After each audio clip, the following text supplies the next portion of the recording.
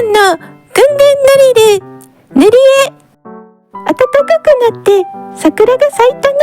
ドキンちゃんが蝶々に変身するよ。変身。羽を好きな色で塗るよ。蝶々の外縁のところは紫色で塗るよ。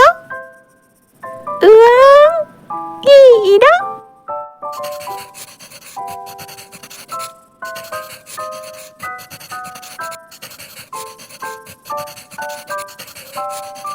羽の模様はオレンジ色で塗るよ。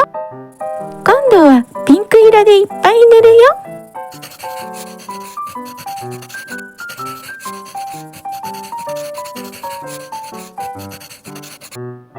赤色も塗ったよ。見てくれてありがとう。また会おうね。